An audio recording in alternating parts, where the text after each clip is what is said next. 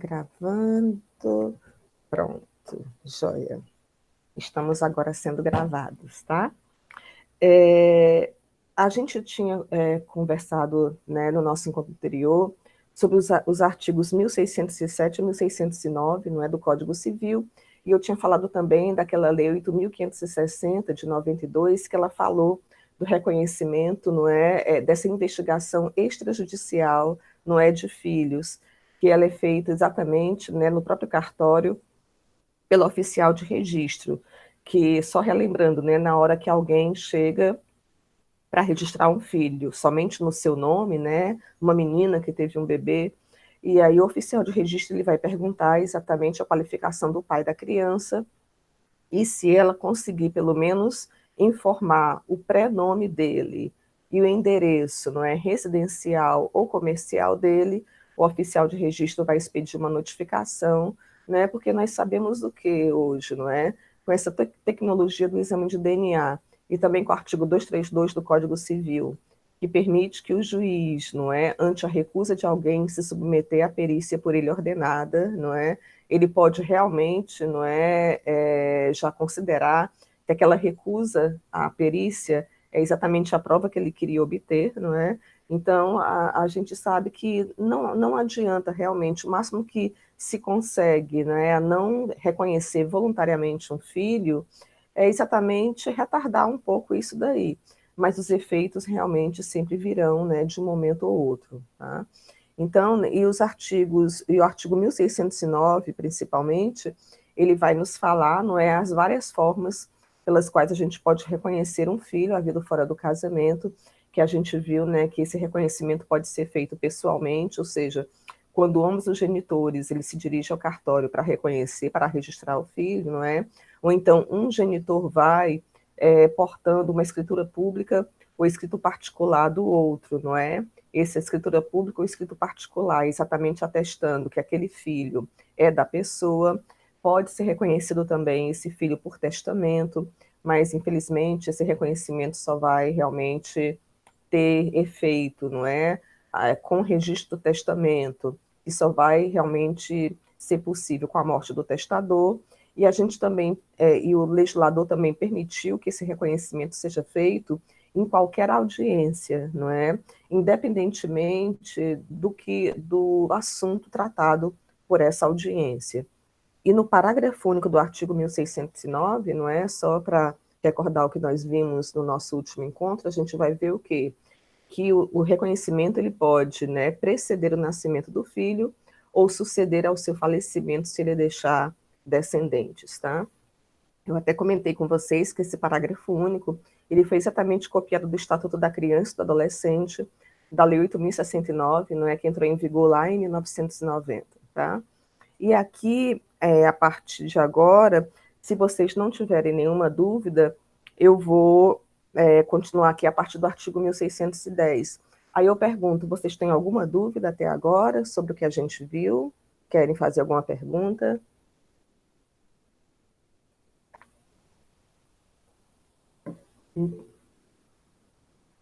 Ah, certo. Então, né, eu vou continuar aqui a partir do artigo 1610. A gente vai ver hoje do artigo 1610 até o 1617, tá certo? O artigo 1610, ele vai dizer, não é, exatamente o quê? O reconhecimento não pode ser revogado, nem mesmo quando feito em testamento. Como eu falei para vocês, né, o reconhecimento de filho, ele é irrevogável, né? As únicas exceções são o quê? É quando você prova um dos defeitos do negócio jurídico, erro, dolo ou coação. Se a gente provar, não é, que realmente, né, incidiu em erro, não é? O que seria o erro, por exemplo? Não é nem você somente acreditar na palavra da pessoa. Por exemplo, uma menina chega para um rapaz e diz assim, olha, eu estou grávida de você.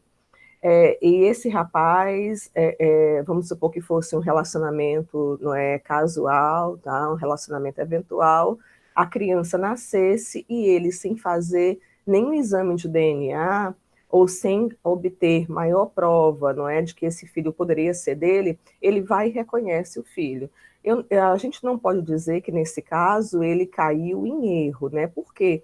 Porque ele nem tomou realmente as providências necessárias que estariam realmente ao seu dispor para realmente verificar se aquele filho é dele mesmo. Então, aí ele não pode dizer que caiu em erro. O que eu admito que seja erro? Por exemplo, o rapaz ele vai fazer um teste de DNA e o teste coloca que realmente não aponta que ele realmente é o pai da criança. E baseado nesse teste de DNA, ele reconhece o filho como dele, né? Posteriormente, se ele não tiver vínculo, se ele não formar vínculo socioafetivo com essa criança, ele começa a perceber, até pelas fotos que ele vê nas redes sociais, que a criança não parece nem um pouco com ele. Aí ele vai e faz um novo teste de DNA e verifica nesse novo teste, né, que ele não é o pai da criança. Aí sim ele poderia dizer, né, que caiu em erro, porque ele reconheceu baseado num primeiro exame, não é, que ele realmente deu um falso positivo, tá? Aí seria o caso do erro. Agora, como eu falei para vocês, nunca esqueçam, não é, que se mesmo que isso daí acontecesse, mas se houvesse o vínculo socioafetivo, se ele tivesse sido formado, não é? Se a criança o reconhece como pai, se ele também exerce o papel da paternidade, então nem adiantaria ele fazer 1000 exames de DNA provando que não é o pai, porque realmente o vínculo socioafetivo, não é? Ele é equiparado exatamente ao vínculo biológico, tá? Então, é isso que trata realmente, né, o artigo 1610. O reconhecimento não pode ser revogado, nem mesmo quando feito em testamento. Por que que o legislador ele faz essa ressalva? Nem mesmo quando feito em testamento? Quando vocês forem ver direito das sucessões, vocês vão verificar o quê? Que o testamento, realmente, ele pode ser revogado pelo próprio testador quantas vezes ele quiser. Por exemplo, uma pessoa pode fazer 1000 testamentos durante a vida dela, e o 1000º testamento pode revogar os 999 anteriores. É por isso que, apesar do testamento, por exemplo, né, nós temos várias formas de testamento, dentre elas o testamento público. Apesar do nome ser testamento público, não é? Nós só podemos ter acesso ao testamento de alguém quando a gente provar que essa pessoa faleceu, com a certidão de óbito. Exatamente porque o testamento ele pode ser refeito N vezes pelo testador. Então, né, você vai poder mudar disposições testamentárias no que você quiser. A única coisa, não é, que não pode ser revogado é o reconhecimento de filho. Então, por exemplo, vamos supor que uma pessoa tenha feito 5 testamentos na vida dela. No primeiro testamento, ela reconheceu um filho. Aí, no outro testamento, no segundo testamento, ela não fala mais desse reconhecimento, ou ela diz, não é, que esse filho não é dela e vai fazer outras disposições testamentárias. E ela faz um terceiro testamento, um quarto testamento e um quinto testamento, tá? O que está valendo realmente? Se esses testamentos forem encontrados, todos eles vão ser apreciados pelo juízo de sucessões, tá? E o juiz de sucessões ele vai ter um trabalho danado aí, porque ele vai ver o quê? Se esses 5 testamentos, né, se o quinto não revogou os 4 anteriores, ele vai ter de olhar todos os 5, analisar, para verificar se esses testamentos se complementam ou se tem realmente disposições que revogam as anteriores. Mas se por acaso ele encontrar esse testamento, esse primeiro testamento, que a pessoa reconhece um filho, mesmo que ela tenha negado isso ou nem tenha feito referência a isso nos testamentos posteriores, esse reconhecimento ele é mantido, tá? O problema qual é? É você encontrar o testamento, não é, em onde a pessoa reconheceu. Por isso que quando vocês forem olhar direito das sucessões, vocês vão ver o quê? Que o testamento mais seguro realmente é o público, porque o original dele fica no cartório e a gente recebe uma cópia, não é? Você só destruiria esse testamento público se o cartório fosse destruído e o cartório não tivesse nenhum backup, né, dos seus registros, tá? Então, por isso que o testamento público, ele é o mais seguro. Mas, por exemplo, a gente vai ter testamento cerrado, testamento particular, testamento marítimo, não é? Testamento aeronáutico, testamento militar. E qual é a fragilidade desses outros testamentos? É que eles só têm uma única cópia. E se você perder, essa cópia, não é? Ou se você destruí-la, aí pronto, né? Não vai ter como o juiz tomar conhecimento da tua vontade, tá? Mas se por acaso foi encontrado um testamento e a pessoa reconhecer um filho nele, mesmo que ela tenha dito o contrário nos outros, o que vai valer realmente é esse reconhecimento, porque ele é irrevogável. O artigo 1611 vai nos dizer o quê? O filho, havido fora do casamento, reconhecido por um dos cônjuges, não poderá residir no lar conjugal sem o consentimento do outro, e eu sempre coloco, não é? Graças a Deus, tá? Tem aqui uma perguntinha. Então, eu gosto muito desse artigo 1611, que ele vai dizer o seguinte, olha o que ele falou, né? O filho havido fora do casamento, reconhecido por um dos cônjuges, então, esse filho, ele é um filho extramatrimonial.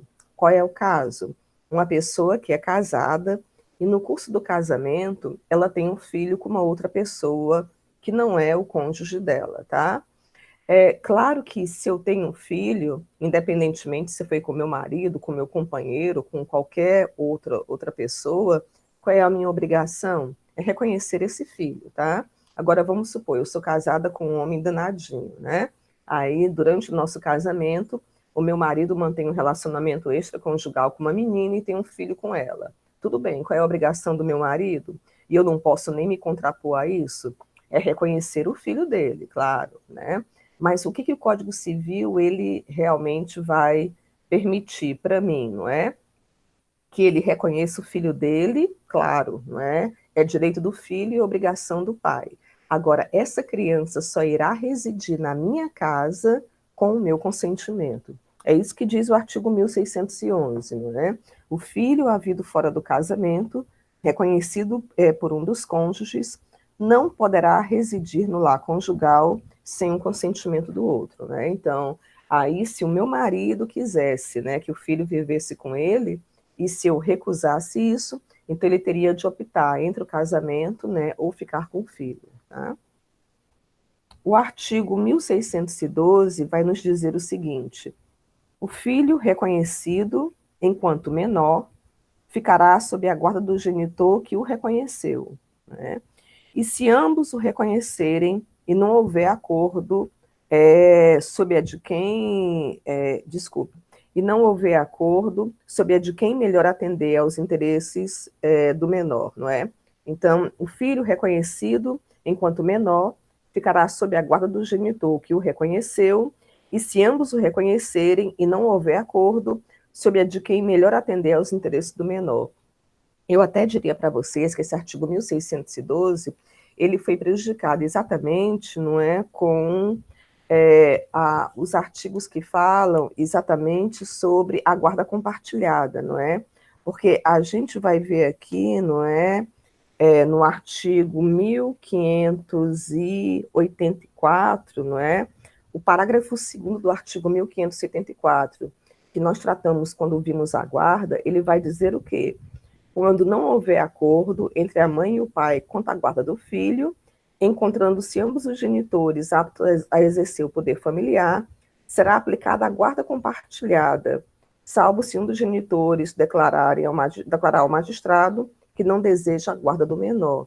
Então, a gente vai ver, queridos, que esse artigo 1612, ele realmente está prejudicado com o parágrafo 2º do artigo 1584. Por quê? Não é? É exatamente, né, porque esses artigos da guarda, eles entraram, né, eles foram modificados em 2008. Então, e essa grafia do artigo 1612, ela vem desde 2002. Então, quer dizer o quê? Nesse caso, o dispositivo, não é mais novo, ele realmente vai exatamente alterar, não é, o entendimento do mais antigo. Então, vamos supor, se o filho é reconhecido somente por um dos genitores, é claro que ele só é como se ele tivesse só esse genitor, e só esse genitor vai exercer poder familiar sobre ele. Se ele é reconhecido por ambos, ambos vão ser, não é, vão deter o poder familiar sobre ele, até que, a não ser que um deles tenha sido suspenso ou destituído do poder familiar. E como é que será a guarda, né? Se essa criança é reconhecida por ambos os genitores, essa criança que nasceu fora do casamento, né, que é exatamente o nosso assunto, ela for reconhecida por ambos os genitores, a guarda que será preferencial aí será a guarda compartilhada. Como nós sabemos, a guarda compartilhada ela pode surgir de um acordo entre os genitores, não é? Ou ela pode ser até imposta pelo juiz. E a única situação em que realmente não será, não existirá a guarda compartilhada, mas sim a guarda unilateral, é exatamente quando um dos genitores, não é, declarar que não quer a guarda. Aí, realmente, se um dos genitores declara que não quer a guarda, será realmente, né, a guarda unilateral deferida a um, e outro genitor terá o direito à convivência familiar e terá a obrigação de pagar alimentos. Quando a gente vai falar sobre alimentos ainda, mas eu já digo desde já que todas as vezes, não é, que a gente produz uma peça onde está ali a guarda compartilhada, o que é interessante? Que além de vocês especificarem na inicial para o cliente de vocês como é que será exercida essa guarda compartilhada, com a divisão de horários, a divisão de finais de semana, não é? Divisão de horários na semana, né, de convivência, finais de semana, feriados prolongados, férias escolares, tá? Vocês também estabeleçam a pensão alimentícia para ambos os genitores, tá? Porque se a guarda é compartilhada, então é interessante para maior segurança da criança que seja especificado, não é, os alimentos de um e os alimentos do outro genitor. Aí vocês podem perguntar, mas isso daqui a gente vai aprofundar posteriormente, né? Vocês podem dizer assim, mas Cremilda, e se, por exemplo, só um genitor trabalhar e o outro não, tá? Então você pode até colocar, né, a forma de alimentos, né, diferente. Você pode dizer o quê? Que um dos genitores ele que trabalha, né? Ele vai prestar os alimentos, não é, em pecúnia, ou seja, em dinheiro, não é? E o outro genitor prestará alimentos in natura, ou seja, não é, até disponibilizando, né, alimentação e vestuário, e pode se disponibilizar essa alimentação e vestuário exatamente com a pensão alimentícia paga pelo outro, tá? Então, ou então você pode dizer, não é, que nesse primeiro momento, né, esse genitor tem um genitor que não está trabalhando, mas que posteriormente, não é, será regulado a questão dos alimentos em relação a esse genitor quando a situação, não é, econômica dele tiver modificação para melhor, tá? Então, mas é interessantíssimo na guarda compartilhada que os alimentos também sejam fixados, né, em relação a ambos os genitores, e não como é na guarda unilateral, que na guarda unilateral nós temos o quê? Que os alimentos costumam ser fixados somente em relação àquele genitor que não detém a guarda, não é? Que ele fica só visitando o filho, tá? Mas na guarda unilateral é interessante que seja de uma forma diferenciada. Mas alimentos a gente vai tratar de forma assim de uma forma muito detalhada, porque é muito importante, e tem até, né, uma professora nossa, grande amiga minha, a Regina Mara, que ela vai tá até já gravando exatamente um vídeo legal, porque por ela ser, além de professora, defensora pública, né, com a questão dos alimentos, não é, no dia a dia dela, e ela vai exatamente olhar os alimentos com vocês, principalmente numa vertente processual, tá? Enquanto eu vou aqui falar na questão, né, do direito material, ela vai abordar também bastante com vocês nesse vídeo que ela está gravando, que eu vou disponibilizar para vocês, o direito processual em matéria de alimentos. Tem muitas questões interessantes, tá? Queridos, continuando aqui, o nosso artigo 1613, né? Desculpe. São ineficazes a condição e o termo apostos ao ato de reconhecimento do filho, né? Então, são ineficazes a condição e o termo, né? Claro, né? Porque o reconhecimento, primeiro, né? É um direito do filho, né? Ele ter o seu perfilhamento completo. Então, eu não posso colocar nem condição, nem termo para esse reconhecimento. Como assim? Vamos supor, não é, que eu dissesse assim para um filho, que eu não reconhecia ainda, olha, fulaninho, eu vou reconhecer você, eu vou registrar você no meu nome, se somente se você colar grau no curso de Direito na Universidade de Fortaleza, com a média global mínima de 9,8, né? Isso daí seria uma condição. Ora, né, totalmente impensável uma coisa dessa, porque o reconhecimento, claro que ele é incondicional. O reconhecimento é um direito principalmente do filho. Claro que eu, como genitor, eu também tenho o direito, não é, de ter aquela pessoa registrada em meu nome.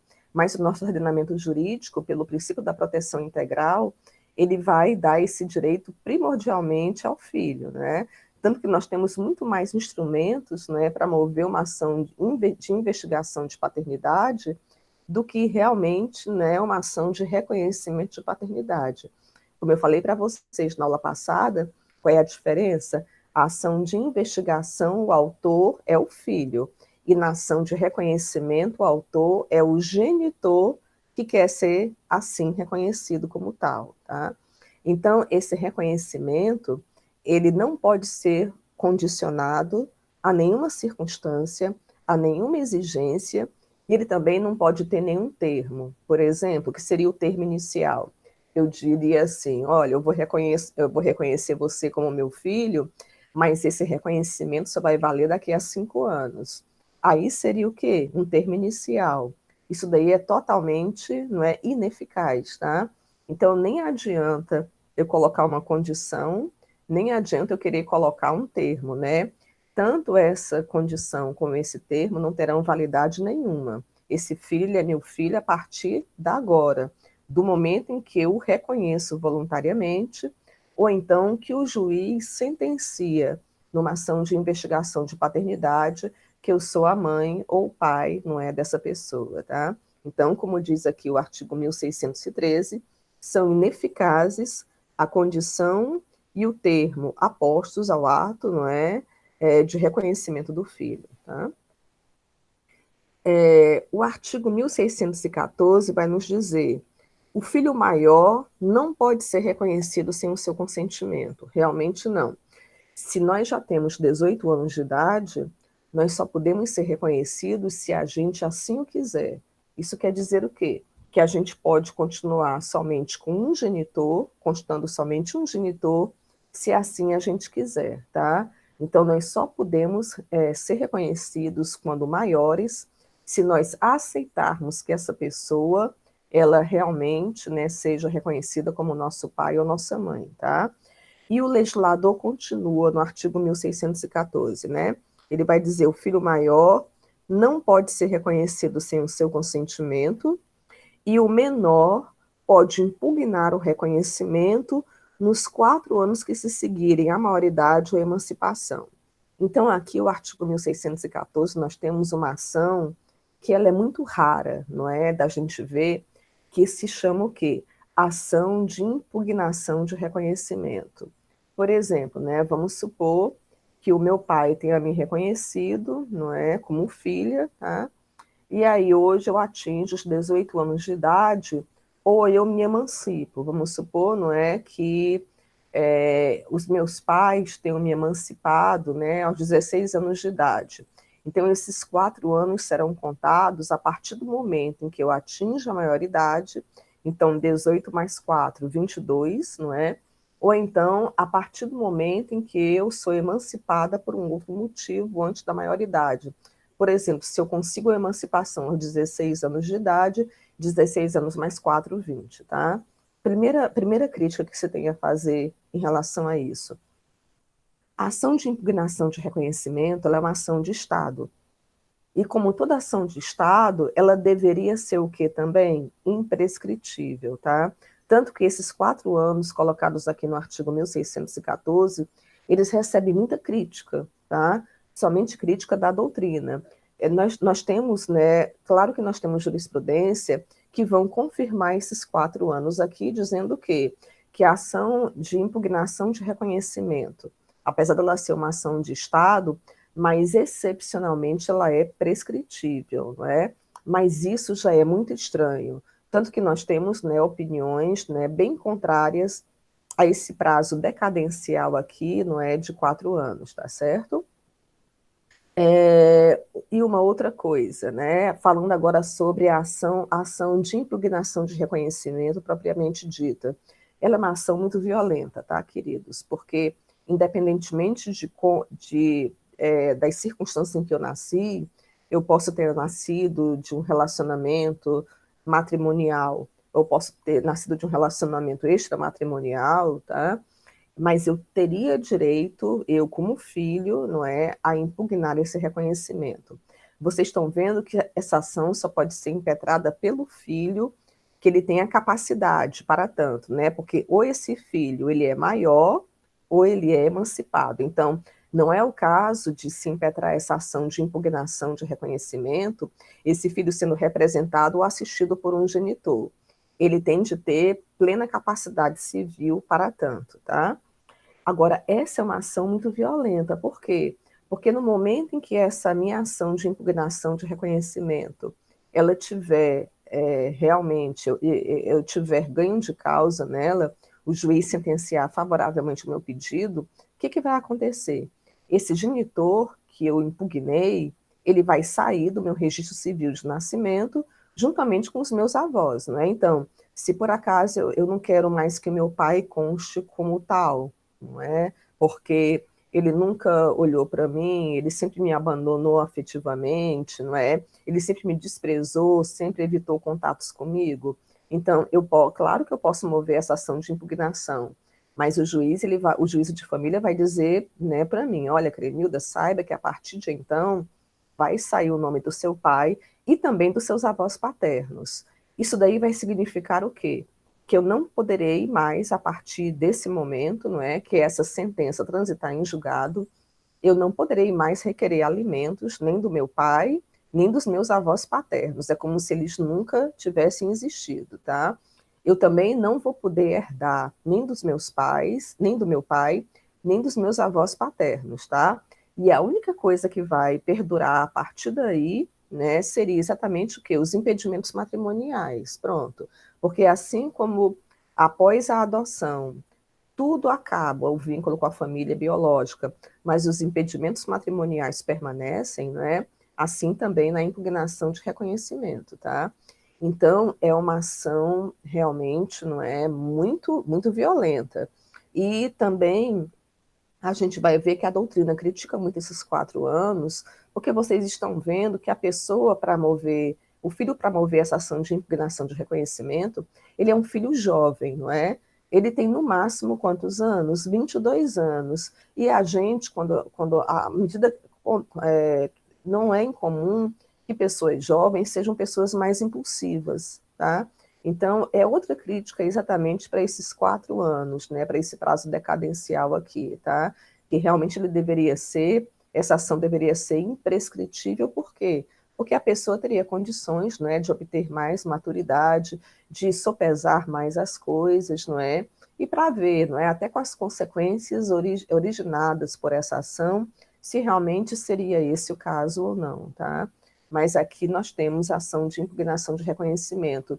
E uma outra coisa, um último detalhe, tá? Um último comentário sobre esse artigo 1614.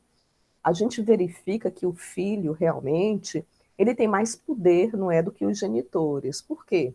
O filho ele pode mover tanto uma ação de investigação de paternidade, maternidade, como ele pode mover essa ação de impugnação de reconhecimento, mas os genitores, o máximo que eles podem fazer é exatamente o quê? Mover uma ação de reconhecimento. Porque se eu reconheço alguém como filho, eu não posso tentar, não é, desfazer esse reconhecimento, a não ser naqueles erros, naqueles vícios, tá? Felipe Andrade perguntou, por que a ação de Estado, né? A intervenção do MP, sim, né? A intervenção do MP, né, como fiscal. E a ação de Estado, Felipe, por quê? Porque muda o estado da pessoa, não é? Nesse primeiro momento, não é? Antes da impugnação, eu tenho essa pessoa como meu pai e tenho os ascendentes dela como meus avós. No momento em que essa ação ela realmente ela tem sucesso, o meu estado vai mudar, porque agora de 2 genitores eu terei somente um, de 4 avós eu só terei 2.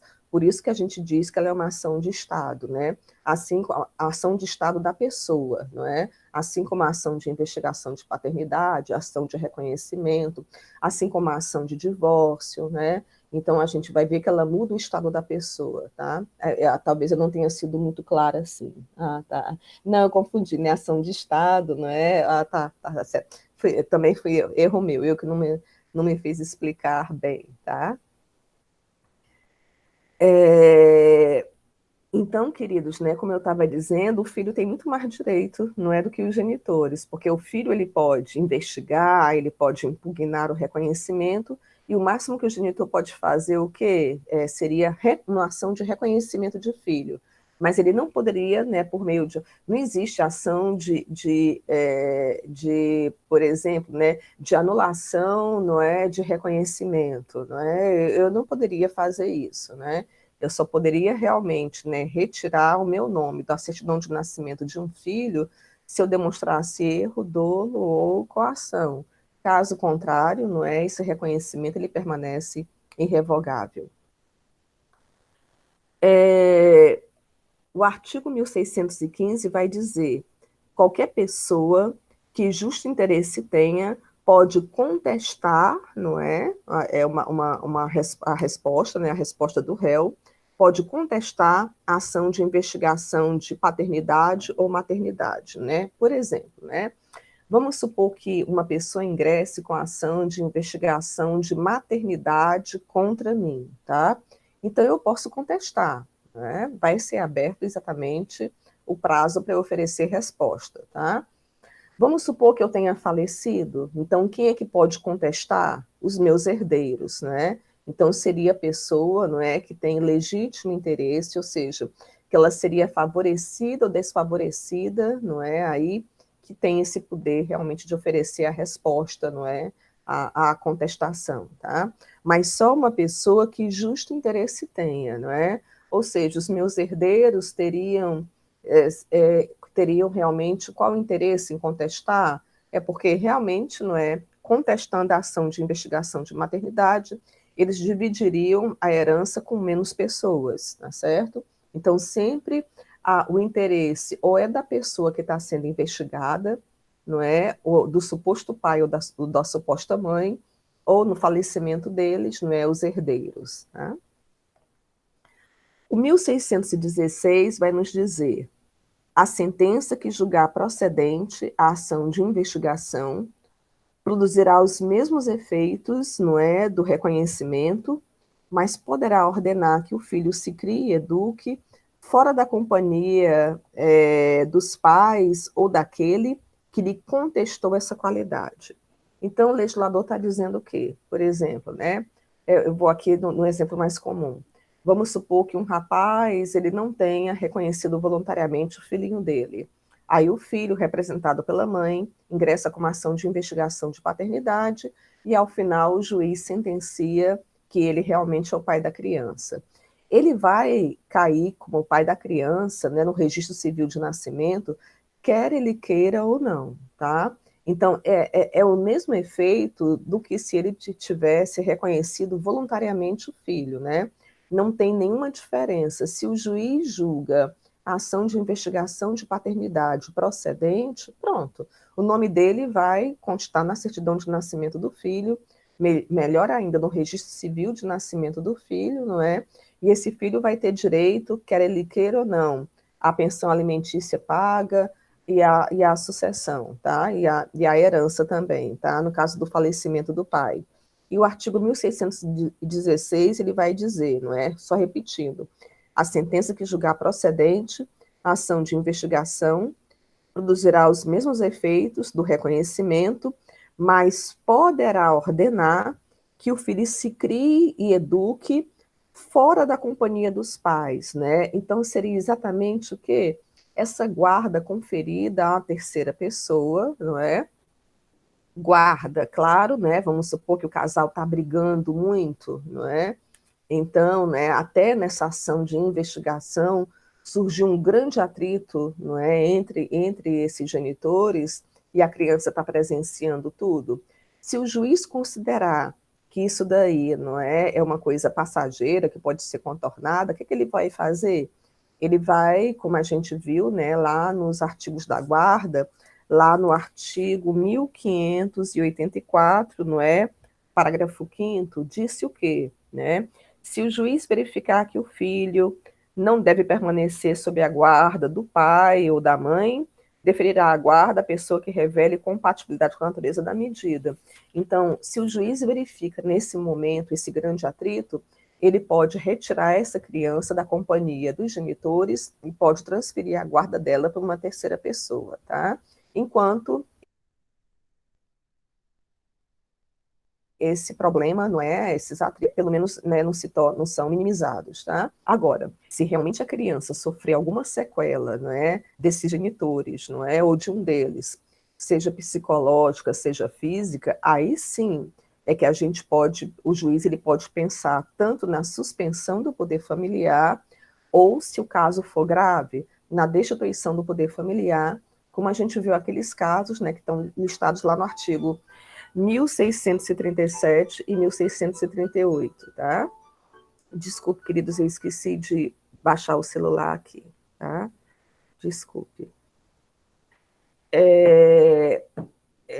Então, não é só em casos realmente, né, muito graves, a gente vai ver, não é, que esse filho ele pode ser criado e educado, não é, fora da companhia dos pais, não é, ou de um deles, tá?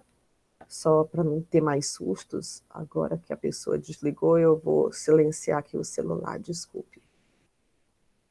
Pronto.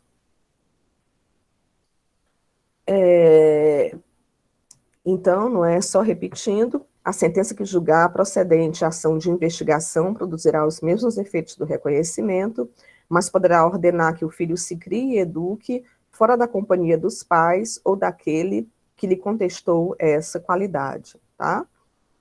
E o artigo 1617 vai dizer: a filiação materna ou paterna pode resultar de casamento declarado nulo, ainda mesmo sem as condições do putativo. Tá? Então, isso daqui nem haveria necessidade, não é, do legislador dizer. Mas a gente sabe o quê?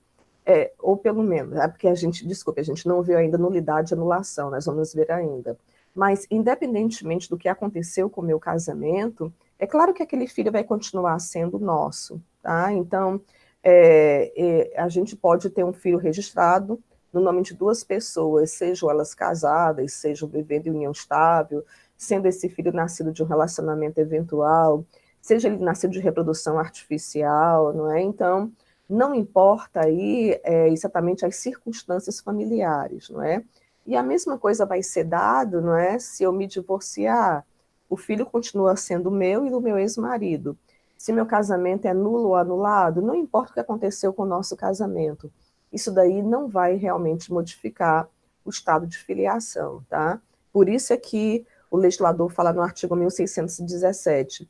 E ele vai colocar uma expressão que a gente não viu ainda, mas eu queria também já aclarar para vocês. O artigo 1617 vai dizer: a filiação materna ou paterna pode resultar de casamento declarado nulo, ainda mesmo sem as condições, não é, de putativo. O que é, quando vocês viram essa expressão, ouvir essa expressão putativo ou putatividade, é porque houve aí um vício, né? Por exemplo, vamos supor que eu case com um homem, tá? Eu sei, não é, que ele é casado com outra pessoa, eu tenho pleno conhecimento disso, mas mesmo assim eu me caso com ele, né? Então, como vocês sabem, não é, esse segundo casamento ele será, não é, aí tem o impedimento matrimonial, que vai ocasionar o quê? A nulidade do casamento. Então, quando se tiver conhecimento, né, desse impedimento matrimonial, como eu já falei para vocês, o nosso casamento vai ser nulo de pleno direito. E o pior, eu não fui enganada, não é? Eu sabia que ele era casado com outra pessoa, não é? E eu me casei com ele de livre e espontânea vontade, mesmo sabendo que isso daí é até um crime, tá? Então, esse casamento não tem efeitos putativos, mas porque ninguém estava aí de boa fé.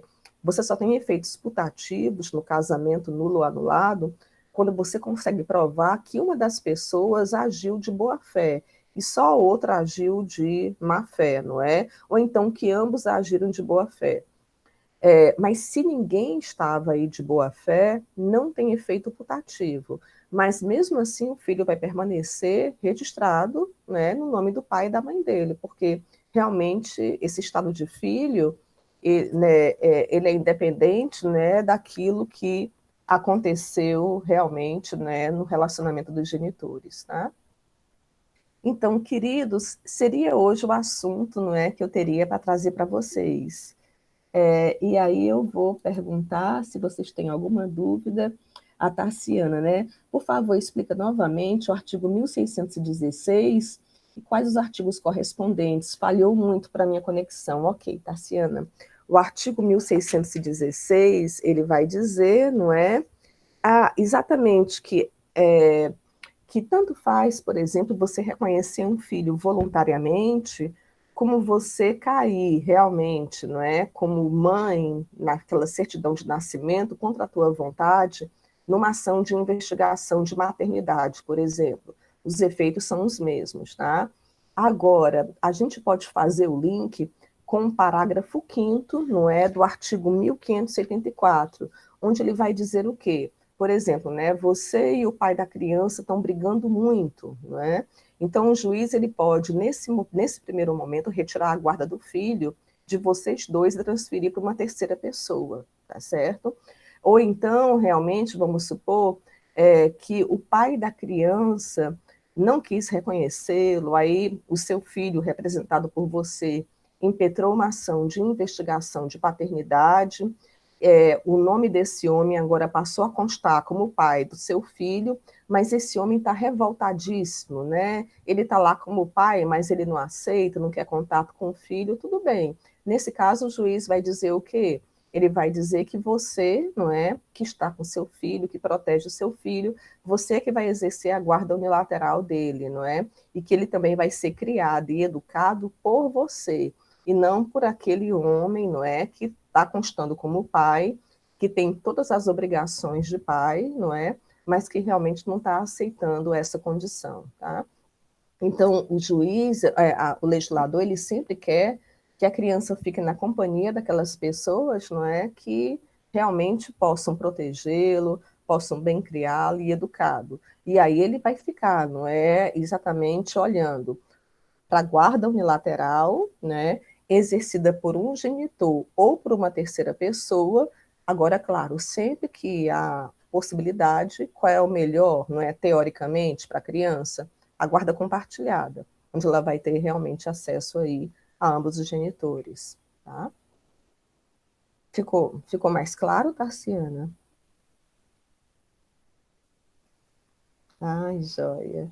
Lindos, pois então eu vou aqui parar a nossa gravação, e aí se vocês tiverem, né, quiserem fazer, pronto, eu vou interromper a gravação agora, tá?